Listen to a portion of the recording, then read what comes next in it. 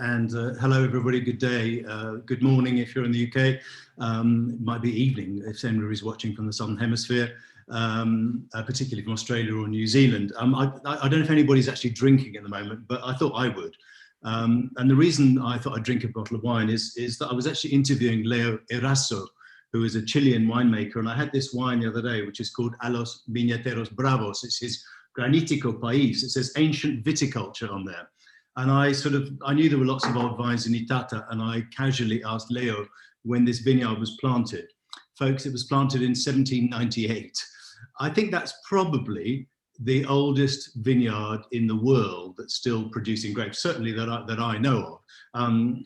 And one of the things we'll be discussing today is how we maximize this, how we keep these vines in the ground. And Itata is a source of some amazing old vine wines. The problem is price, and this wine, believe it or not, sells for 8,500 pesos, which is about £8.50. So that's the oldest vineyard, it's País, the oldest vineyard that I know of in the world, and it's selling for £8.50 in Chile. That is our challenge today in many ways. I'm delighted that Eliás Lopez Montero is here. Eliás, you're in Chile, you're staying with another winemaker. Just tell us what you're doing in Chile. I know that you also have a project in Argentina, in Patagonia, which is fantastic, also called Verum. Tell us what you're doing in Chile. Well, yes, I just started. Well, welcome and hello to everybody. And well, what I just doing is I'm starting to come back to South America in 2016, working in Patagonia, as you say. And last year, this was a friend of mine, Fernando Almeida, who's a winemaker, who invited me to discover the Itata Valley. And I saw all these ancient vines, you know, even up to 200 years from País. But there's some very old Cinsault and Semillon as well. And I fall in love immediately with this amazing terroir and vines. And he invited me to come and cooperate with him in some of his wine, and that's what I'm doing. I'm really happy to be here, and it's at this moment. And Fernando, some of you will know, was the winemaker for Torres in Chile for a long time, and is now doing his own project with you. So, and particularly focused on Itata old vines, but also a little bit on Cariñena from Maule, the Maule Valley. Yeah. Absolutely, from Maule as well. Well, this pretty old Cariñena, you know. Cariñena is that's it. I mean, it's, you know, I think the thing about Itata is that until very recently, most of its wine has been sold in bulk, which is something we'll come back to when we talk to you about La Mancha. So you've got this fund of old vines, and yet most of it is disappearing into anonymous blends, really. Let's talk a bit about your family. I mean, I've mentioned 1798 as the age of this, or when this vineyard was planted. Yeah. Your family's been in Castilla-La Mancha since 1788. Now, obviously, phylloxera has been an issue in Spain, as it has elsewhere in Europe. It's not in Chile, or most parts of Chile. What are the oldest vines that you work with? Can you tell us? Yeah. At this moment, the oldest vines is the one that you saw in Las Tinadas. It is an iron Pie Franco, no, ungrafted gray vines, where I want to show, you know, in the winter time, just to see the kind of soil that we have there. It's very rocky, and it's a really particular terroir over there. And that's about 72 years old. But we are also doing some Tempranillos and about 60 years old, and some other items that, up to 70 to 75 years old. And so most of the oldest vines in La Mancha Castilla-La Mancha would be Aren, yeah? Yeah, sure. Yeah, it's particularly in Ciudad Real, in our province, in the land we are around Tomelloso area. It's the queen of the grapes over there. Yeah. Yeah, I mean, it would be fair to say, and we'll come on to Eren in a minute. Eren is not. It's very widely planted, but it's not necessarily thought of as being the greatest grape in Spain. But I think you're going to tell us differently in a second. Just Castilla-La Mancha is, I believe, still the biggest wine region in the world. It's lost a lot of vineyards since the late 80s. It had about 700 and nearly 800,000 hectares, but it's still 480,000 hectares. So in that time, it's lost, you know, getting on for 40% of its vineyards. What has it lost? Is it mostly old vines that have been lost? Yeah, absolutely. This is since the producer couldn't find rentability in the old vines. That's the point that we are speaking today. All the grapes we are losing its old vines because they are the new plants, the new vineyards are much modern vineyards with BSOP systems and irrigation. So all with the capacity to produce much more yields and higher yields. I mean, and so that's the drama that we have today. We are losing so fast this heritage that it's been a long time to build, and it's so sad. We are trying to work in maintain this heritage as hard as we can. Tomelloso, where you are in La Mancha, is famous for many things, but one of them is the home of the biggest cooperative in the world, isn't it? The Virgen de las Viñas, and they make something like what, 300 million kilos of grapes they crush.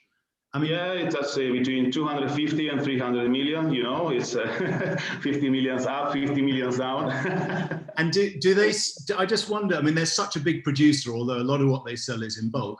Do they separate out the old vines? It's something that we'll talk about later with Rosa Kruger and Andre Morgenthau. The way they've managed to get the old vines out of the cooperatives and get the cooperatives to make separate cubes. Is that something that they're doing? Not at the moment. I'm not sure, but but I don't think today is not a category in the market about old vines ARN. That's what we are trying to create, no? And then if the growers see the rentability in maintain those vines, they're gonna do it because they need less cost in the management. So I mean, it's if they see the rentability in the what they get paid, they will.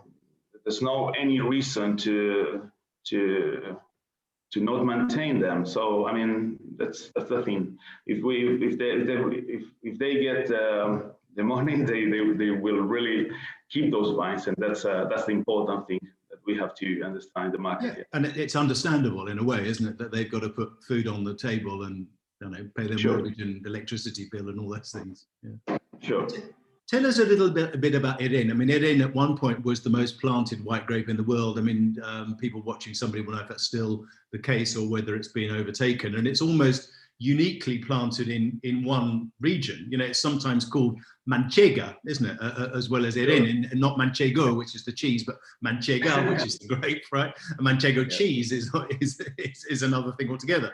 But you know, it is very much a La Mancha grape variety. But it has a bad reputation, partly because of all this stuff that goes into cooperatives, as you said. It was often used for brandy base, for Spain's very large brandy industry run out of Jerez and La Mancha. But you're trying to change the image of it. I mean, just tell us how you're doing it, because you make some amazing wines from this grape.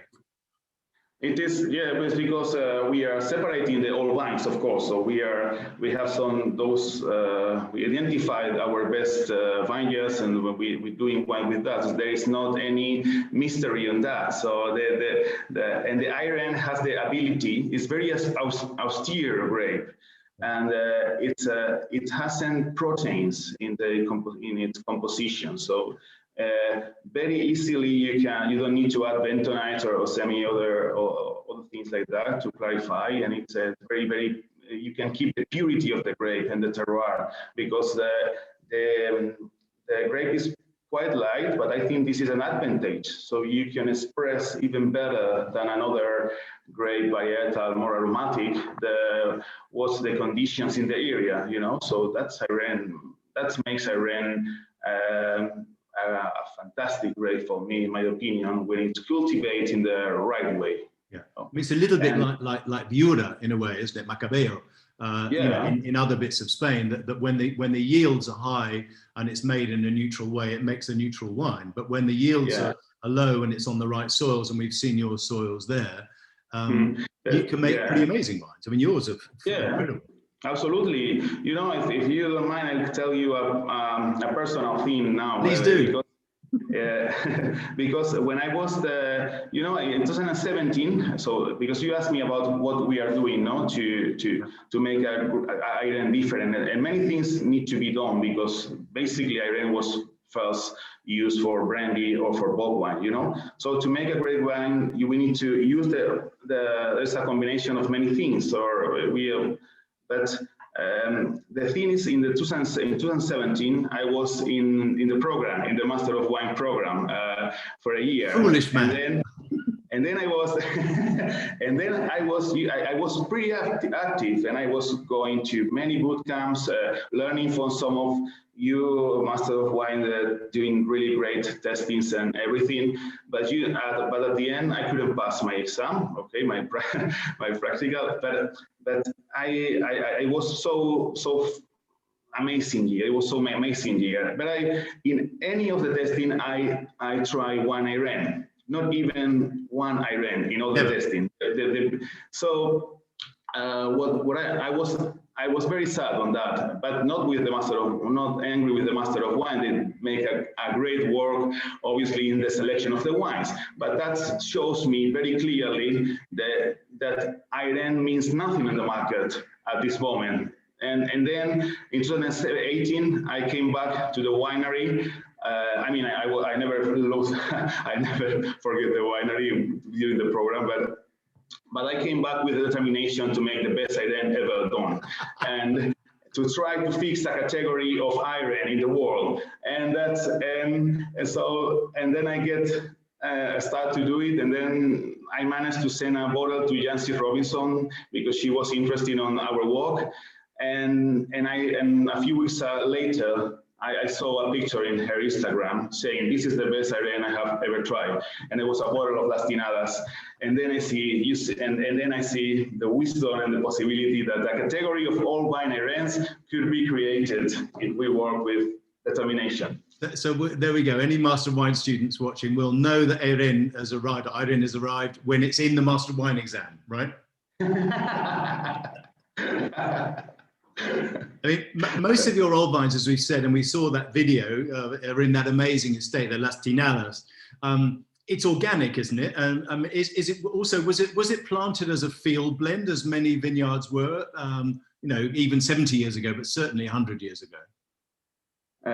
Sorry, it's organic, isn't it? The vineyard. And was it planted as a field blend? There are other things. Yeah. Of course, yeah. We've been planted Iren. You know, it's a traditional way of cultivating La Mancha, and that's something great about the combination of content of wind and dry climate, which is bringing us the possibility to grow organic grapes quite easily, you know. Yeah.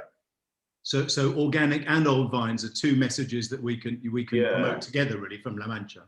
Absolutely, and you know, we've been analyzing our microbiology on the area, and it's such an amazing variety of yeast, natural yeast on the Saccharomyces, no Saccharomyces. It's the microbiology on there, the diversity. It's really amazing. We are working, of course, on that to grow the typicity, you know, and deep a little bit on the typicity in the area, of course. Just tell us how low the yields are on your vineyards and how high they would be, you know, for a cooperative bulk wine, for example. Yeah, in Las Tinadas, we, depending on the year, but we go from 4,000 kilograms up to 5,000 kilograms, depending on the vintage and the year condition, obviously. But if you go into a BSOP system with irrigation, you can grow the production up to 50,000 kilograms per hectare. So it's 10 times. 10 times, yeah, so more than 10 absolutely. times. Absolutely, yeah. No wonder it tasted nothing.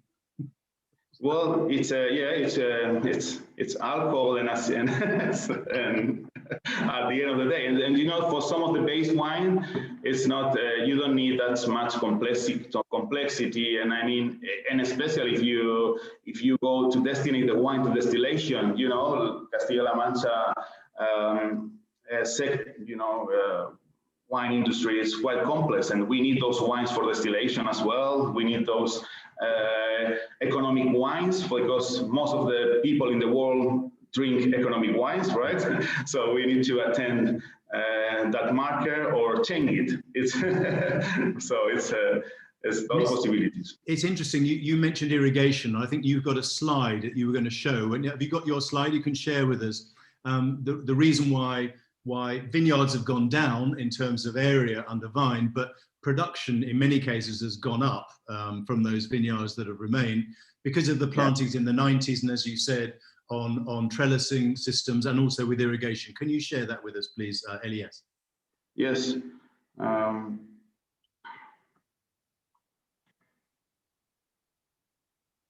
Sorry, I should have given you due. Somebody needs to accept my. Sarah, you have to accept him as a host. Yeah, or they have the presentation anyway, if they want to show it. If you'd it. like to put that up while we're chatting on the next question, maybe Sarah, or could you put that up on okay. Sorry, no, I can do it. Here we go. Just give us, the figures are really interesting. You've got a slide with how much Airén is planted for a start, but also I think some stuff on yields and irrigation. Well, I can't. Doesn't matter. We'll come back to it later. But I think if you guys can find it, it would be great. Because I want to ask you about drought. I mean, water usage in Spain and in other hot countries where there's not much rainfall, and La Mancha is a classic example of a place where there's very little summer rainfall, really. Do you think does this make the old vines more sustainable, that they don't need water? I mean, it's partly about root systems. Do you notice that do people, presumably people do irrigate old vines, but there's less need to do so? Yeah, I mean, the wine industry is the viticulture is not one of the biggest problem for our water reserve. There is some other, some other things like corn, or that it's spend much more water in. But anyway, as an industry in the wine, we need to be worried about that and do our best to keep our water reserve, because we are in a very, very, and it's going to be a big problem in the future, as you said. And of course, all vines, it's they have something to say about that, because they are much more sustainable, definitely, in that sense. And also they're adapted to the place. Tell us, because a lot of new varieties were introduced in the 1990s, which were international varieties, the familiar ones, Cabernet, Merlot, Shiraz, Chardonnay, Sauvignon Blanc, etc., which are less well adapted to the area and therefore probably need more water, certainly to become established. But even after that, they're not really, they're not Manchega grapes in that sense. Yeah, well, it's been introduced in the 90s, and there's so many Sauvignon, Cabernet Sauvignon, Merlot, any grapes, and some producers doing very good wines, of course. This is very clear, but at the same time, there's many buyers, for the main companies in the world coming to buy those grapes in Castilla-La Mancha. So I believe there's going to be something is going to continue in the future. But I don't see we can success as a quality region with those grapes. So I think the proposal must be different, absolutely, and. So there's a quality ceiling in a way with Cabernet and Merlot. Absolutely, and Sauvignon, whereas with Airén and Tempranillo, Sensibel, it's higher, obviously. Yeah, I think so. I believe that. It's. It's going to be some exceptions, obviously. With I see some very good Shiraz or Cabernets in the region, and but I believe more in the future with the native grapes, that is really a tendency in the world, and obviously we are planning the future for Verum and our family. Because, we always think very much in the next generation. So we are doing plans for that, of course. Yeah. One of the things we're going to talk about today is the human element in in old vines, in looking after them and planting them, obviously, and caring for them in many ways, but also winemaking. I mean, it's interesting talking to you. I know that you think that the part of making good old vines is actually using some traditional methods. Now, you use tinajas, don't you, on at least one of your wines? Just tell us a little bit about the history of tinajas, these amphora, really, clay amphora, in La Mancha, in the region. Yeah, we are using in several wines, in the Las Tinadas for sure, and in all the range of Ulterior, which is the one we are planning for the future. So we use clay, all clay amphoras. You know, they are almost 100 years old amphoras, and so that Tomelloso was full. There was cave. It was about 2,000 caves under the ground, and under the limestone rock. The soils in Tomelloso are quite gentle to take out, let's say, to dig. And then that makes that many viticultures has their own winery in their own house with all these clay tinajas.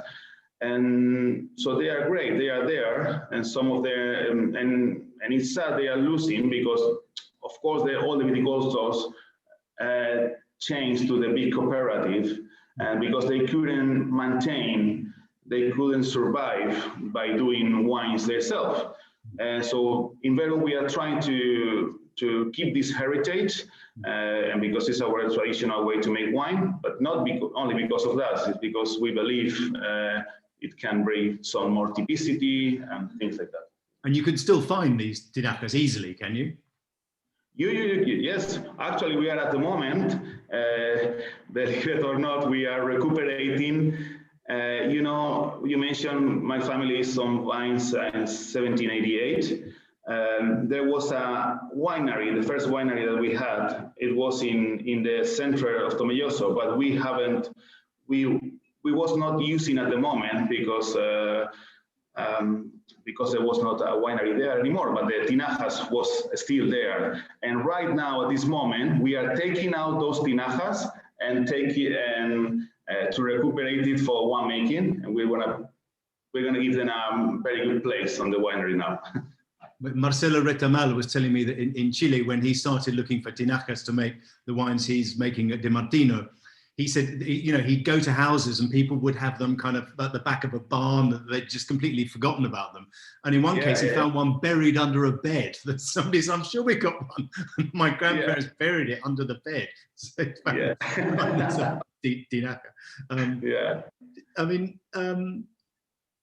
we talked about the international grapes. Let's talk about your old vine wines now. I mean, you make two with Erin, and you're going to make one now with Tempranillo, I think, or have you already got one with Tempranillo? No, we got already our Verum family reserve, Reserva Familiar, which is already Tempranillo, Cencibel, as we call it. And now what we are doing is more with Erin. We are experimenting. A few years ago, we started to experiment with different parcels. So the first one was Las Tinadas, but I hope it will come more, because we are getting good success with some other vineyards at this moment, and it's I think up to the level of Las Tinadas. I mean, now the €100 question: do you sell them at a higher price? Do your old vine wines sell at a high price? Yeah, we do. But yes, this is our. We can sell this wine. It's about. You can find in the market between 12 pounds and 17, something around, which is good for Iran. I mean, it's must, yeah. So yeah, I mean, that's good, but it must be more wines like in that price need to come after for many other producers. So maybe in the future we can set a category all wines Iran. Yeah, I mean, I wonder, do you think that people in Spain appreciate the percentage of historic vineyards? I mean, you know, you go to somewhere like like Badaran in the south of Rioja, and you're almost falling over vineyards that are 100 years old. I mean, they're not quite in the majority, but they'd be close. Do Spanish consumers appreciate what Spain has got? Do they care? I think so. I believe the wineries they care, because there's a lot of label with all wines, with viñas viejas, with so at least the wineries care, and of course, I think so. And it's a very it's an argument very, very strong to grow up the price, the average price from the winery, and all the wineries, keep the oldest wines for the most expensive wines. They do so, and I think it's this message is already in the mind of the consumer, that all wines means quality, which is not always not always an equation, but not always happens. But most of the time, if you treat them well, it's you have more possibility to make exceptional wine.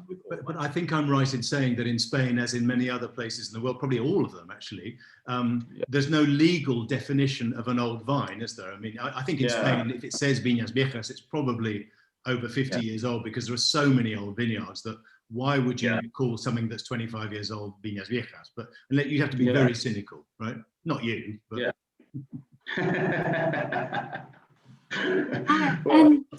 Gentlemen, sorry, Tim, I know you love it when I interrupt. But we've solved the technical glitch. So Eliás, if you'd like to show, I know you've got 4 short slides on the difference in irrigation. Yes, show us that. Got that lined up.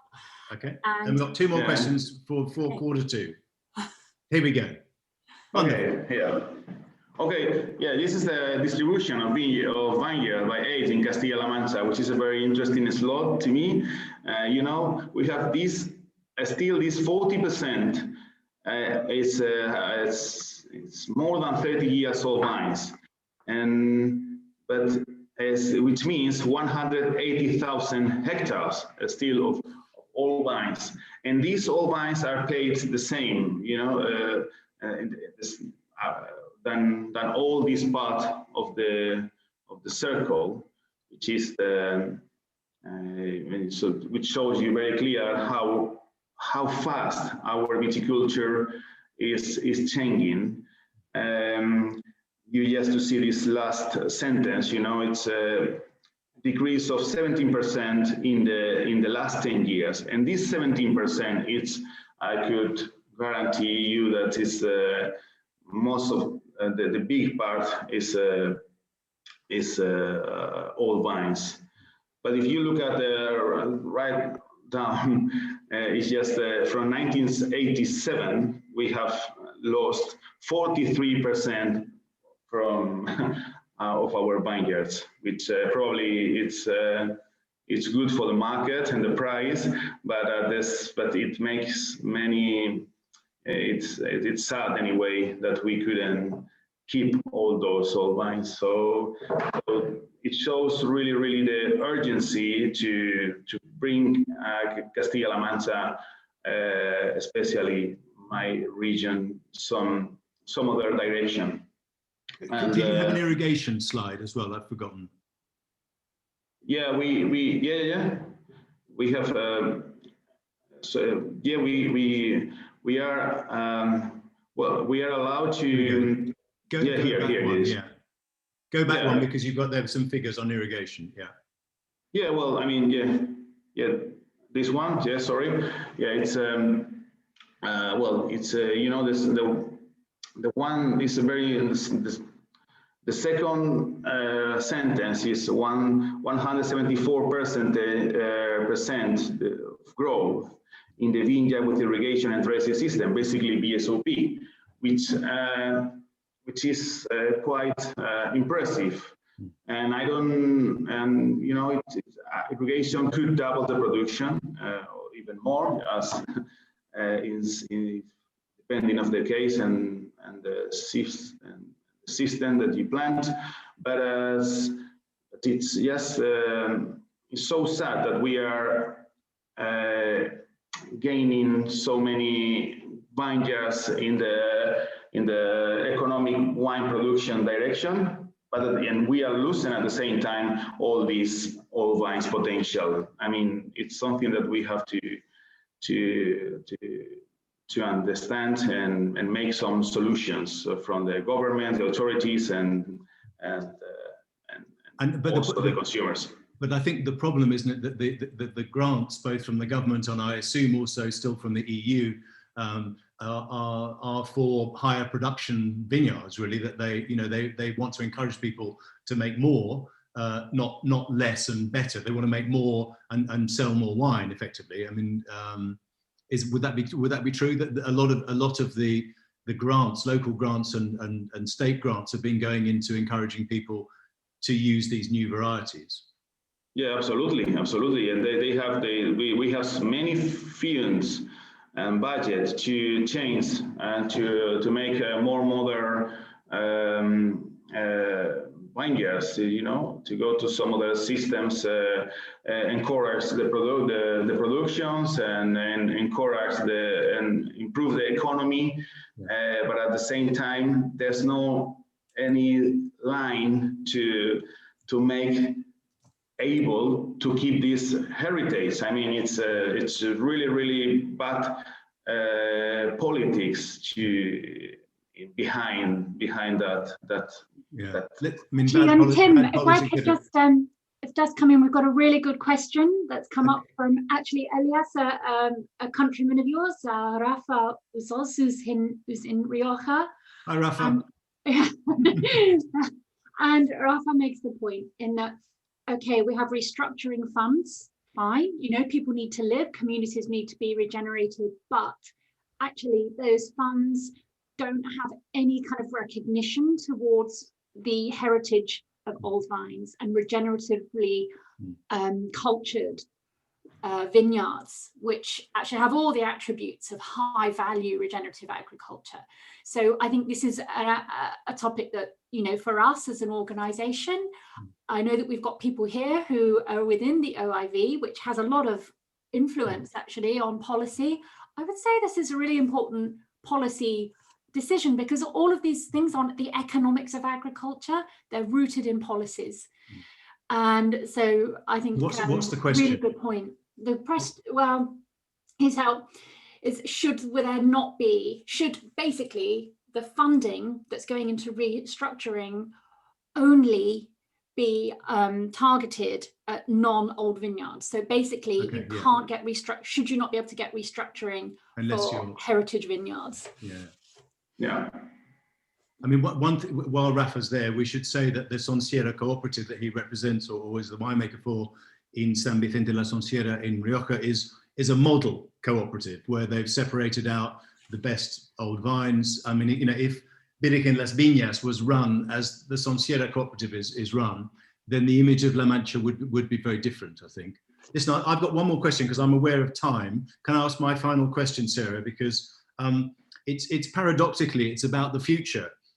Because if you don't plant vines today, you won't have old vines in the future. And I know that you're doing this in your El Romeral vineyard. You're looking at climate change, and we haven't really talked about climate change too much, but we will with other speakers. What are you planting looking to the future? What will the old vines of 50 years or 100 years look like? Yes, sometimes when I start to make the wines for the family, we felt that there was no our viticulture has been always a guide for someone else, not from true not with a Manchego vision for the future, and so that's what we're trying to do. And so we thinking in the heritage that we will give to the next generation. So we really consider climate change as one of the main issues, of course. And so we've been planted analyzing grapes that ripe much later, as because in that way we can avoid the summer heating when it's ripening. So we plant in Moravia Agria, Pinto Velasco, Albillo, Mayor, Mazuelo, Carignan, Graciano, and all those grapes ripe very late, and it's bring us very low pH and natural acidity, so we can really make very fresh wines in a warm place such as La Mancha. So two things. One is their late ripening, obviously, unlike Tempranillo, Centibel, which is early ripening. Yeah. The other is they're all Spanish in inverted commas. That they're Spanish varieties. They're not international varieties like Cabernet. I suppose you could say Mazuelo is Carignan, so it's international in a sense. And the other thing is that they retain acidity, but also that they can work in dry farmed vineyards. Is that correct? Without irrigation, maybe not to establish them, but once they're established. Yeah, I think so. We are also studying about that. For example, Tinto Velasco is a great variety that it really needs very, very few water. So yes, we're looking at that, of course. But, yeah. Fantastic. Okay, so I run out of questions. We're 1 minute over time, and I know you want to stick to time. So Eliás, thank you so much for joining us from Chile. I hope you'll stay with us because it's fascinating. If you've not tasted Eliás's wines from Patagonia and also from La Mancha, and I'm looking forward to seeing what you're going to do with Fernando Almeida with these old very old vines from Italy. What are you waiting for? Jancis likes them, I like them, everybody likes them. Get out there and buy them, folks. Okay, Sarah, back to you. We're going to have a little 3-minute break, I think, before Fauzi comes on from Lebanon. Well, thank Sarah, you very much. Over to you. Okay, so very quickly, I have a question from Dolimur. Eliás, what's the average annual rainfall in La Mancha? It's 240 millimeters per year, around that 220, 240, something like that. And most of that is in winter, is it? Yeah, it is. Yeah, it's winter, spring, but not during the summer. It's only few. And well, thank everybody. And that famous line about La Mancha, that it's 3 months of winter and 9 months of hell. Yeah. Yes, it's hot, man. Yeah. Tim, thank you. Okay.